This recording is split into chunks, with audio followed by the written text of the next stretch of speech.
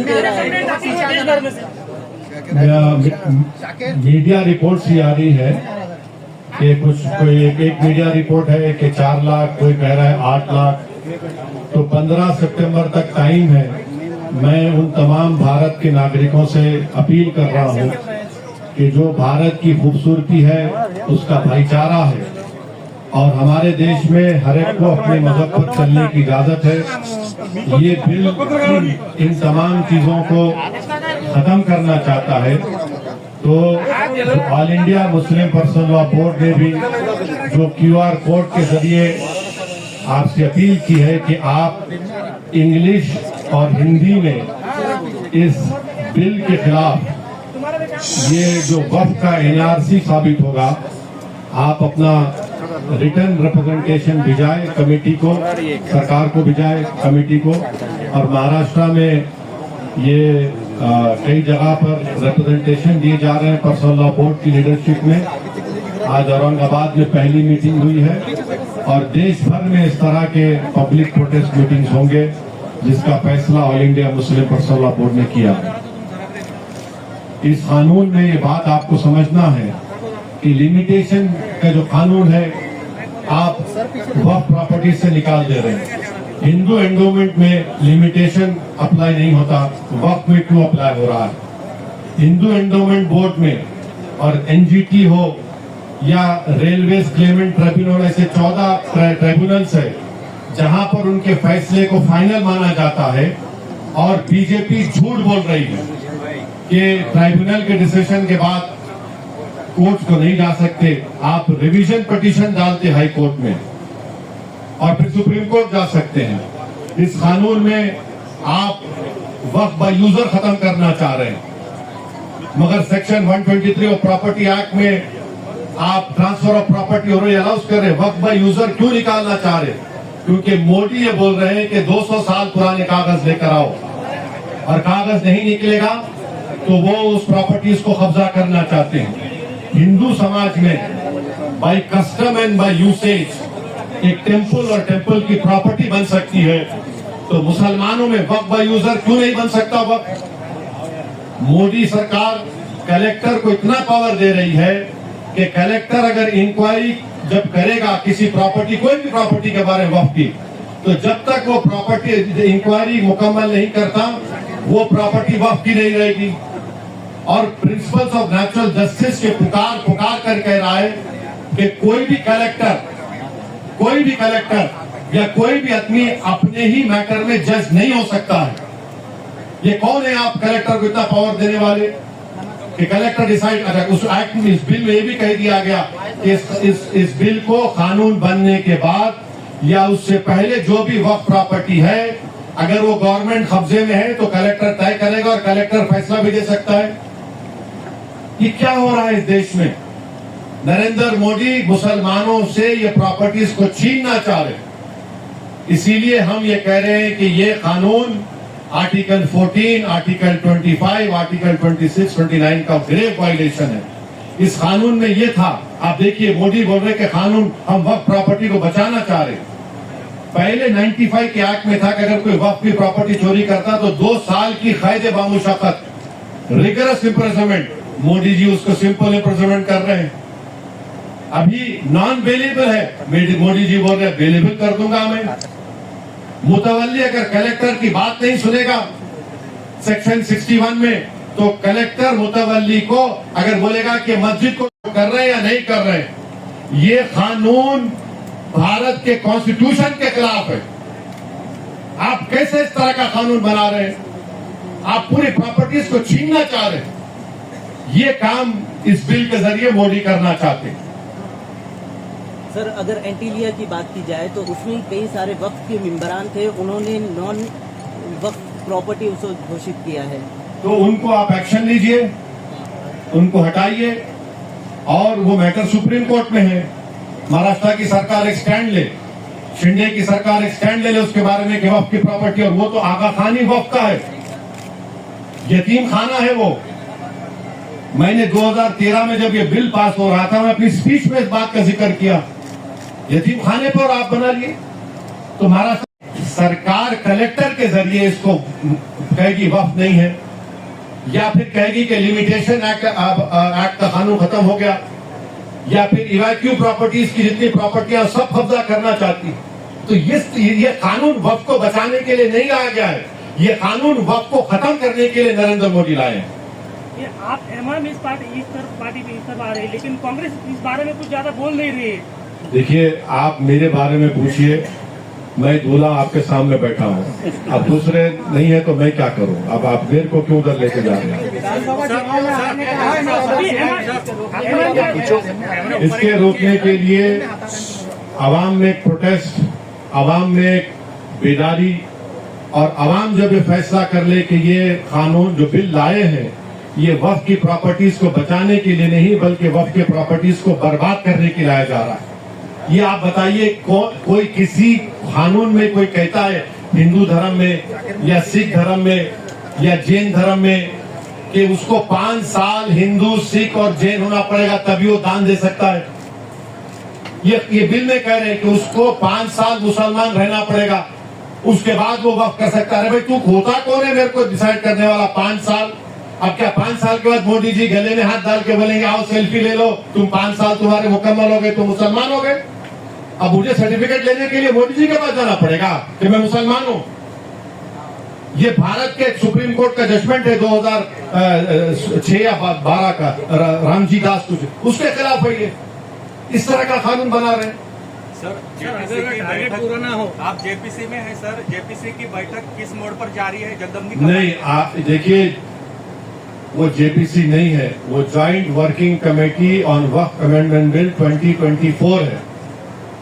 JPC को investigative power हो सकते outside the bill also.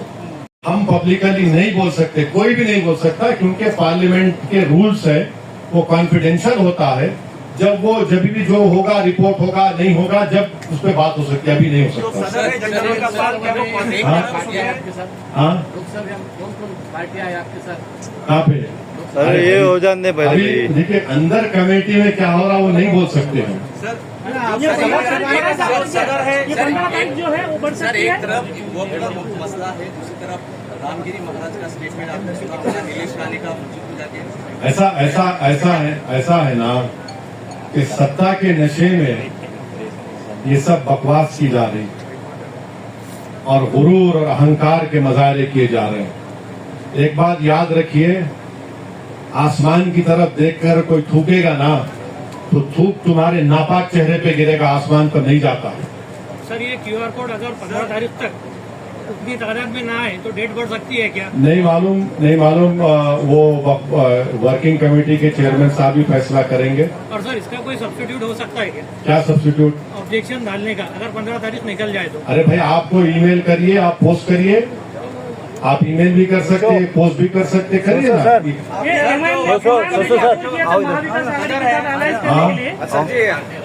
Sir, इन कानूनों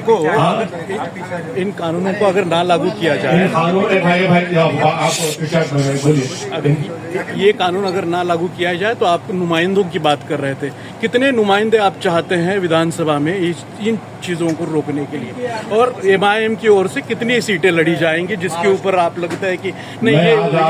आज आपके सवाल का एक पार्शल जवाब दे देता हूँ जी। आने वाले विधानसभा के चुनाव में पूरा ही दीजिए। मेरा राइट है ना, तुम तो पार्टी प्रेसिडेंट नहीं है, ठीक है। तुम एक चैनल के लिए काम करते, ना, तुम अपना काम करो, मैं अपना काम हाँ जी, हाँ जी। अब जॉब ले लूँ।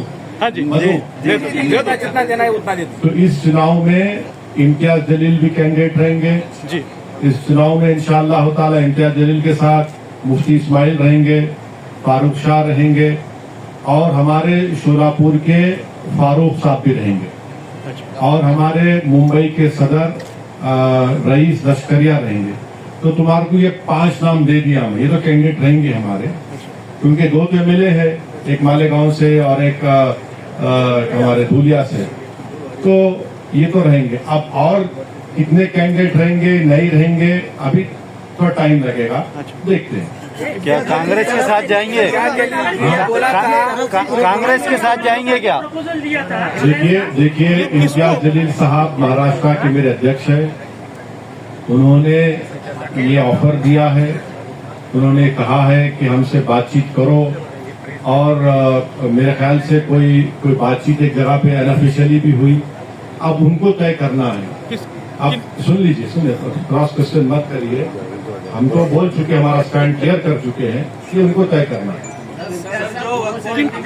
अब ये आपको मैं बोल दिया ना, मैं आपका जवाब पार्शली दे चुका हूँ। महाविकास आघाड़ी के मैं आपको पार्शली जवाब दे चुका नेताओं हूँ। के साथ किसी कांग्रेस या एनसीपी, कांग्रेस के साथ हुई मीटिंग या एनसीपी के साथ हुई या शिवसेना के साथ हुई, किसके साथ इम्तियाज जलील सर की मीटिंग हो गई जो अभी उनके साथ जाने की? नहीं, मीटिंग हुई नहीं हुई, किधर हुई, कहाँ पे हुई, तुम्हारे घर में हुई या मेरे घर में हुई, अब फिर वो सब क्यों बोलना? तुम्हारे को जो जितना हमको बोलना है उतना ही बोलेंगे ना।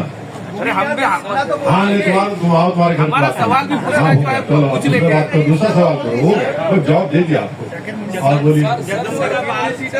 सर, जिस तरह से पूरे मुल्क में मुसलमानों को टारगेट किया जा रहा है, एक तरह से मुसलमान खुद को असुरक्षित समझता है, तो क्या मोदी हुकूमत सबका साथ सबका विकास यही दिखाई दे रहा है? वो सबका साथ सबका विकास सबका विश्वास एक धोखा है, सब फ्रॉड है, वो कुछ नहीं है।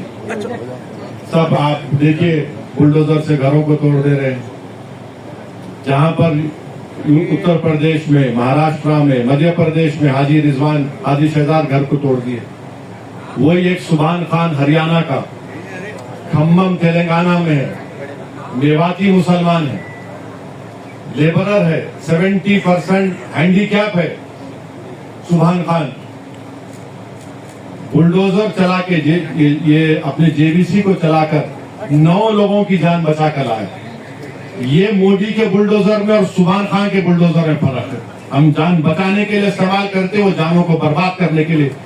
तो रत्नागिरी की वो मस्जिद, जो दरगाह, जहां पर 652 एकड़ जमीन छत्रपति शिवाजी महाराज ने दी, 250 साल का रिकॉर्ड है, वक्फ छत्रपति शिवाजी ने किया, तुमको उसका भी ख्याल नहीं है।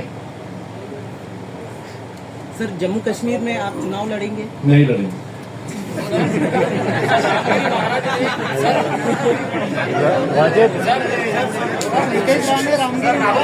चलिए, हो गया।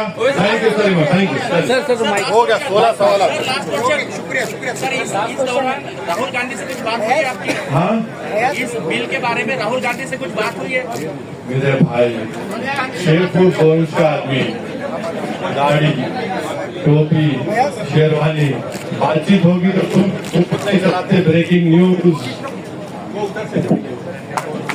Thank you very much. Thank you sir, thank you very much. Thank you sir. तो रत्नागिरी की वो मस्जिद, जो दरगाह, जहां पर 652 एकड़ जमीन छत्रपति शिवाजी महाराज ने दी, 250 साल का रिकॉर्ड है, वक्फ छत्रपति शिवाजी ने किया, तुमको उसका भी ख्याल नहीं है। सर, जम्मू कश्मीर में आप चुनाव लड़ेंगे? नहीं लड़ेंगे।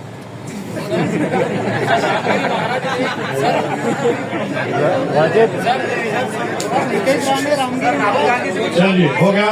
Thank you sir, thank you sir. हो गया, 16 सवाल आपके।